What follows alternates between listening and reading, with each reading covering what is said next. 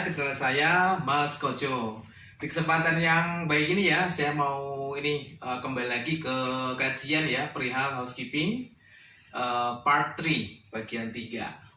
Oke, langsung aja ya. Ini ada 4 pertanyaan dari rekan-rekan housekeeping. Semoga bisa menjadi inspiring ke depannya. Oke, yang pertama, Pak Koco, selama saya lihat di video Anda, belum pernah Pak Koco bikin art towel bentuk kerang. Bisa nggak Pak?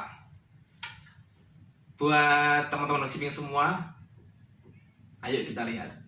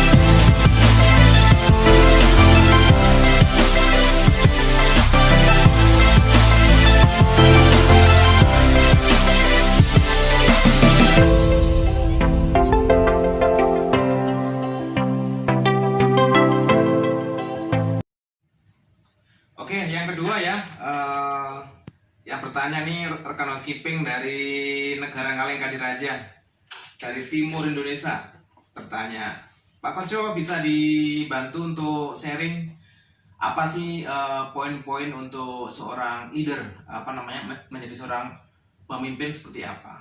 Oke, good question ya. Oke, leader itu berarti alangkah baiknya ya berawal dari yang bawah dulu ya, dalam arti kata leader untuk diri kita sendiri. Jangan sampai nanti kita kepingnya sebagai seorang leader tapi kita memimpin kita sendiri belum, nanti akan mengurangi image kita di depan teman-teman di khususnya di housekeeping. Untuk itulah belajar dari hal yang terkecil ya, dari diri sendiri.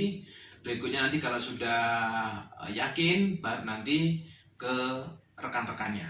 Ada seperti itu. Oke, point of leadership ya, berarti ada 10 poin ya. 10 poin yang harus kita sejak dini harus kita pelajari agar nanti kedepannya untuk jadi selangkah lebih maju untuk levelnya nanti tidak kaget ya, seperti itu. Itu kita singkat ya, sesuai dengan disiplin ilmu saya itu disingkat TT, PP, CC, and MOVE. Ada 10 poin ya. Yang pertama nih, seorang leader itu harus sebagai seorang T tadi ya, trainer, berarti harus sebagai seorang pelatih. Apa sih gunanya kita sebagai seorang trainer dikasih training itu gunanya apa sih? Ya make job easier, berarti membuat pekerjaan semakin mudah. Contoh nih, tim kita untuk agar dia capable di bidangnya harus dikasih pengetahuan, dikasih sharing ilmu. Jangan biarkan kita cuma asal merintah, nyuruh, tapi kita sendiri belum mungkin belum tahu sama sekali atau mungkin samar-samar. Jadi harus kita sebagai seorang leader harus sebagai seorang trainer mengasih contoh sesuai dengan standar SOP. Syukur-syukur di atas standar, artinya jauh standar yang kelas tingkat tinggi. Itu nanti akan semakin bagus. Jangan sampai nanti kita dikatakan sebagai seorang leader cuma asal nyuruh, tapi kita belum tahu. Nanti akan tertawa nanti untuk tim kita seperti itu. Berikutnya, seorang leader itu harus team member ya, berarti harus team member, berarti harus berbaur sebagai seorang tim. Jangan sampai kita di dalam organisasi itu laksana bos sama anak buah ya. Kalau nanti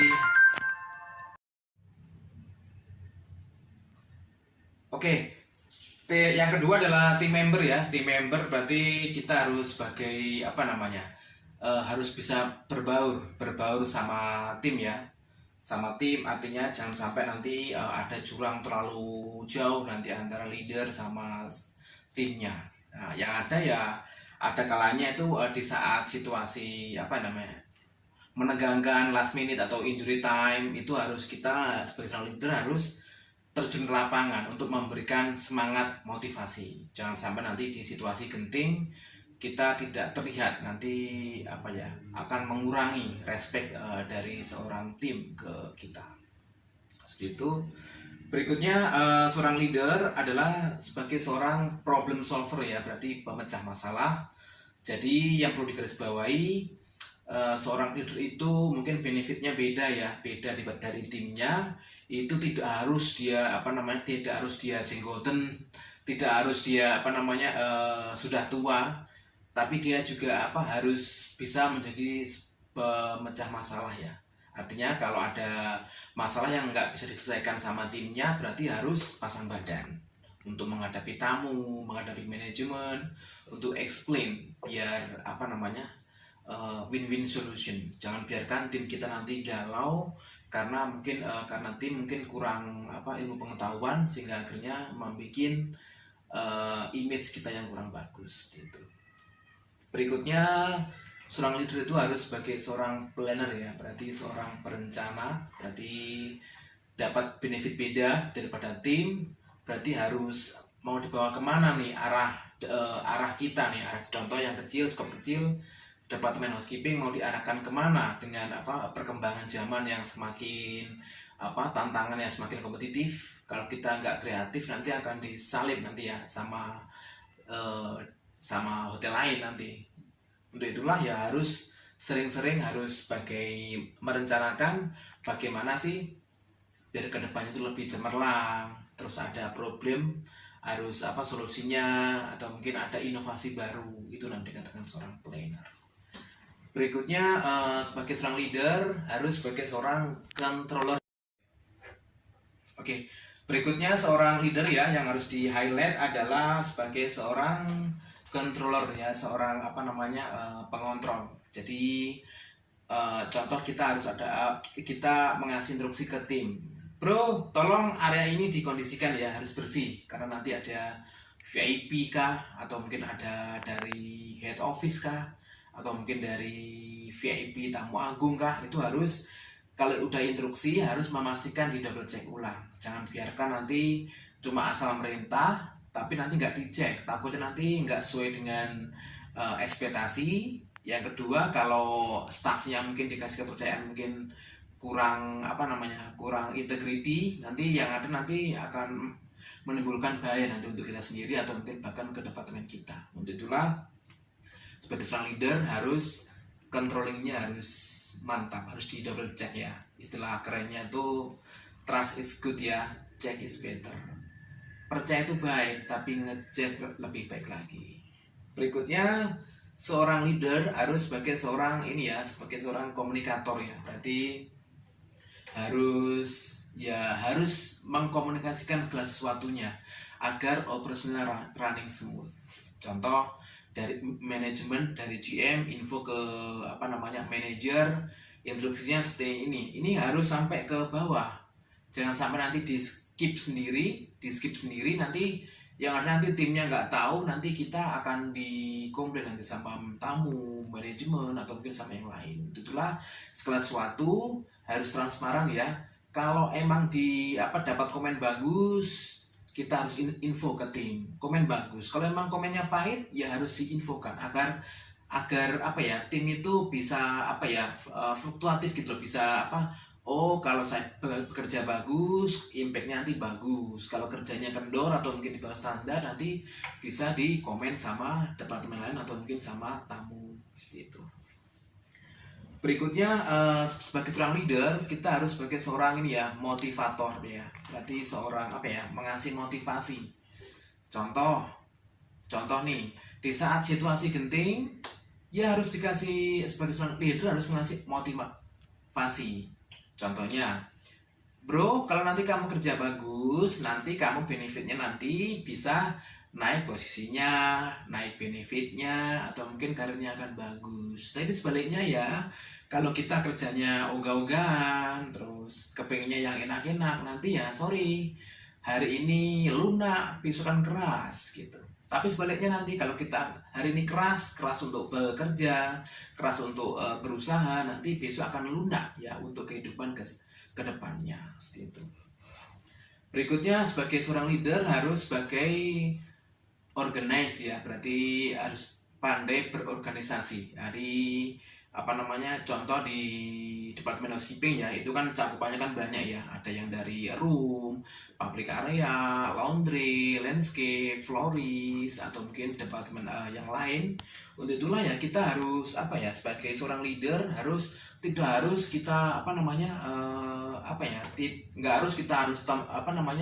harus teriak-teriak atau ini, yang ada ya kita kendali jarak jauh. Dengan cara apa? Contoh yang simpel nih, di housekeeping kan luas nih, kita bikin grupnya per section. Contoh saya bikin grup room, grup PA, grup laundry, florist, agar nanti kalau ada informasi dari atas, dari luar langsung ditembak dari jauh. Nah, tinggal tugasnya instruksinya apa nih? Tinggal ke room, langsung ke room, ke PA. Nggak harus kita nemuin orangnya, nggak perlu. Jadi diorganisasi dengan kendali jarak jauh, sehingga kita akan tetap nyaman seperti itu.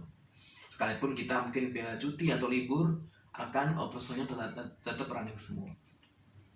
Itu. Berikutnya, sebagai seorang leader kita harus sebagai seorang fasilitator ya, berarti memfasilitasi. Nah, ini contoh yang simpel di operasional ya. Contoh nih, tim kita ada yang mau nikah. Nah, kebetulan okupansi hotel sedang rame-ramenya. Kalau kita sebagai fasilitator yang bagus, berarti ya harus dikasih fasilitas lah. Kan contoh ambil cuti seminggu, ya kita harus kasih lah. Kan nikah kan seumur hidup sekali. Artinya jangan sampai nanti hotelnya rame terus, nggak bisa kamu cuti. Nanti kita ya gimana nanti? Nggak bisa nikah dong, jadinya batal dong, nanti berbahaya. Untuk itulah dikasih fasilitator, berarti oke, kamu saya cuti, nanti saya info ke tim untuk kesediaannya, nanti untuk liburnya dipinjam dulu agar nanti operasionalnya tetap berjalan lancar. Kamu juga bisa mengadakan acara tersebut seperti itu. Jadi harus memfasilitasi, jangan sampai nanti nggak dikasih fasilitas nanti berbahaya sekali seperti itu. Terus yang terakhir adalah sebagai seorang leader harus sebagai seorang evaluator ya, berarti pengevaluasi. Contoh jangan biarkan tim kita itu bekerja atau berjalan itu ya kayak air mengalir itu. Artinya ya kita harus mengevaluasi. Kalau dia kerjanya bagus, kasih apresiasi, bro, kerja kamu bagus bro, tingkatkan terus, atau mungkin dikasih input lagi, lebih bagus lagi nanti gini caranya bro, gitu. Tapi kalau sebaliknya ya, kalau salah harus harus ditegur, bro kamu salah bro, kalau salah nanti kedepannya nanti berbahaya untuk karir kamu nanti. Itulah jangan dilakukan lagi, gini caranya ya, trik-trik agar nanti nggak seperti itu lagi. Seperti itu. Artinya sebagai leader itu harus mengevaluasi, jangan karena hal yang sulit bagi seorang leader adalah bersikap adil ya, adil terhadap kita, tim kita yang kita sayangi dan kita benci. Jadi kita harus netral, tidak boleh like and dislike seperti itu. Oke, point of leadership ya, ada 10 poin. Oke, next, Pak, bisa dikasih contoh nggak Pak? Mungkin kiat-kiat atau motivasi buat housekeeping team biar tambah lancar jaya di operation, terus nggak ada problem seperti apa Pak? Oke. Nah, untuk motivasi saya mengadopsi ya, pernah dulu saya sewaktu di Surabaya itu dulu itu jadi kalau di pagi hari saya room boy, kalau sore hari saya cross training di kitchen. Jadi kepingin tahu seperti apa di kitchen itu seperti apa, jadi koki itu seperti apa. Nah, kebetulan di suatu saya cross training itu ditempel di dinding itu ada motivasi buat staff di situ. Nah, itu saya jabarkan ya di sini. Jadi poin-poinnya adalah yang pertama itu biar contohnya housekeeping tetap semangat dalam di operational. Pertama ya, jangan datang tepat waktu ya. Kita sudah sampai di hotel 30 menit sebelum mulai bekerja, dengan alasan ya kalau kita rumahnya jauh, perjalanan mungkin bisa kendala macet, ban bocor, atau mungkin hujan, agar nanti kalau kita ada kendala di jalan nanti ada spare waktu gitu. Tapi jangan sampai di-press. Kalau di-press waktunya nanti udah perjalanannya udah 1 jam, berangkat kita jam 7, akhirnya terlambat sampai di pekerjaan. Kalau kita terlambat, siapa yang dirugikan? Tamu ya dirugikan ya. Pertama tamu, karena tamu nanti kalau kita terlambat, tamu akan berkurang nanti servisnya, yang harusnya mungkin request jam 8 pagi minta dibersihin kamar, atau mungkin early, kita karena belum datang jadi terhambat seperti itu. Nah, untuk itulah harus datang sebelum setengah jam ya, sebelum ini harus sudah sampai di hotel, karena nanti salah orang besar itu ya emang harus salah satunya adalah menghargai sebuah waktu ya. Berikutnya yang kedua, berdoalah ya sebelum keluar dari loker ya, untuk mulai bekerja. Mohon kepada Tuhan Yang Maha Esa agar dilancarkan pekerjaan Anda hari ini. Semoga apa yang kita tanam hari ini akan berbuah esok hari. Karena di dalam agama itu orang dikatakan sombong sekalipun sekalipun dia jenius, sakti, tapi kalau nggak berdoa sama Tuhan dikatakan sombong sama Tuhan. Tapi alangkah baiknya sudah jenius, brilian, berdoa sama Tuhan, nanti akan diijabahin sama Tuhan, nanti akan segera apa yang diinginkan akan tercapai gitu. Berikutnya, motivasi berikutnya adalah jangan berprasangka siri atau dengki kesama dengan teman. Mungkin contoh nih, Pak, kerjaan saya ini dia staff loh Pak, saya belum staff Pak, tapi kerjaan saya. Oke, jadi jangan menyikapi dengan siri atau dengki. Mungkin contoh di operasional ya, mungkin contoh nih, tim kita staff kita, mungkin kita belum staff ya, staff kita itu kerjaannya itu di bawah kita, mungkin wah yang staff aja kerjaannya masih bagusan saya, itu artinya jangan sirik atau dengki ya, karena mungkin udah rezeki keluarganya dia. Yang ada kita jangan sampai dengan kita sirik atau dengki tadi, justru kerjaan kita akan tambah kendor, nanti justru nggak akan bagus. Yang ada tetap maju terus, pantang mundur. Artinya siapa tahu nanti dengan keikhlasan hati Anda nanti akan berbuah manis ya, nanti Tuhan akan memberikan hidayahnya, seperti itu. Jangan sampai nanti dengan kita galau atau apa gundah gulana justru kerja nggak bagus, sorry nanti nggak akan dipakai sama perusahaan. Terus maju. Berikutnya yang terakhir, jangan lupa ya sebelum pulang jangan lupa selesai pulang harus segera pulang. Jangan sampai nanti mampir sana mampir sini, terutama yang sudah berkeluarga, nanti dicariin sama keluarganya ya, seperti itu. Thank you. Oke, pertanyaan terakhir ya, Pak Koco, bisa di-share Pak terkait ilmu coaching Pak. Nah ini kan saya lihat di housekeeping itu ada istilah coaching, itu seperti apa sih Pak versi Pak Koco? Oke, langsung saya eksekusi.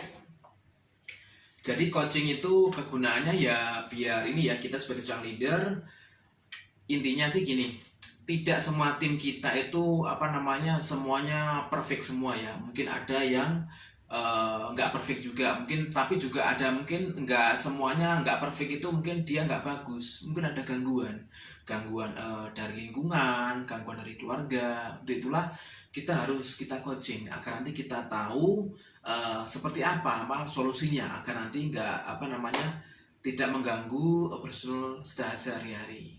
Nah biar lebih dimengerti, saya kasih contoh saja. Nah jadi ilmu coaching itu intinya, kalau zaman dulu ya di coaching itu mungkin istilahnya harus kamu harus habis di coaching ya habis di komplain sama. So coaching itu ada 3 item ya yang harus di highlight. Jadi di coaching itu intinya untuk tim yang yang ada kendala itu merasa tidak tertekan dia, artinya itu tidak dimarahin, tapi seperti apa nanti. Nah ini harus ada 3 poin ya. Yang pertama adalah contoh kita ketemu sama tim kita yang sedang ada kendala atau masalah, kita bawa kertas kosong, terus sambil kita tanya dia itu. Nah kita tanya, yang pertama nih, bro, contoh nih ya, kamu akhir-akhir ini mungkin kok sering terlambat datang bekerja, kira-kira kendalanya apa sih? Nah ini agar kita harus mengorek keterangan dari staff tadi. Jadi contohnya, Pak, saya naik bisnya kesiangan Pak. Nah seperti itu. Terus karena saya malamnya ini Pak begadang, sering main game, hingga akhirnya saya larut malam. Efeknya nanti saya naik bis atau mungkin naik angkutan atau naik berangkat bekerja itu siang. Akhirnya ya udah tahu macet, berangkat siang, akhirnya kendala. Kita tulis kendalanya, contoh sering main game, terus tidur larut malam gitu. Nah berikutnya, poin yang kedua adalah kita bertanya lagi, kira-kira solusi kamu agar nggak terulang lagi apa nih solusinya, agar nggak terlambat lagi Kak? Karena jujur aja ya, kalau terlambat nanti semua dirugikan, tamunya dirugikan, manajemen perusahaan juga dirugikan, karena SOP-nya sesuai perjanjian kerja, kamu dibayar masuk jam segini, pulang jam segini, seperti itu. Jangan sampai nanti mengkorupsi waktu, seperti itu. Nah dikasih bukan kita yang mengasih solusi ya, tapi kita tanya ke tim kita, solusi kamu kira-kira apa agar nggak terulang lagi. Boleh jadi nanti staffnya bilang, oh ya Pak, saya nggak akan mengurangi main gamenya, mengurangi tidur larut malam, kira-kira jam 10 jam 11 sudah tidur, karena nanti ya semakin cepat tidur nanti subuhnya bisa bangun seperti itu kita tulis ya. Berarti yang pertama tadi kita tulis problemnya apa, solusinya apa. Jadi tanpa kita menyuguhkan kita nih, jadi biarlah dia yang ngasih solusi. Berikutnya yang terakhir nih, konsekuensi nih Mas Bro, kalau kamu mengulang lagi di kesalahan sama apa gitu. Ya ini Pak, dikasih SP1 Pak, atau mungkin SP2. Oke sih, kita tulis konsekuensi bila mana ke perbuatan dilanggar. Nah itu dikasih SP1, contoh SP1 ya. Terus diulang lagi, kalau melanggar lagi gimana? SP2, SP2, terus mungkin SP3. Nah setelah itu nanti ditulis yang membuat saya kasih stafnya tadi saya tulis, terus saya sendiri, terus tanda tangan. Nah ini nanti kertas buat backupan saya. Nah jadi nanti secara teori tidak kita harus mengeluarkan urat nadi kita nih, kamu gimana sih, nggak perlu, cuma kita tanya problemnya apa, solusinya dia sendiri apa, terus konsekuensinya, udah kita tulis tanda tangan. Nanti kalau ngulang tinggal kita kasih bukti tadi. Itu yang dikatakan coaching ya. Mungkin dari saya itu, semoga bermanfaat.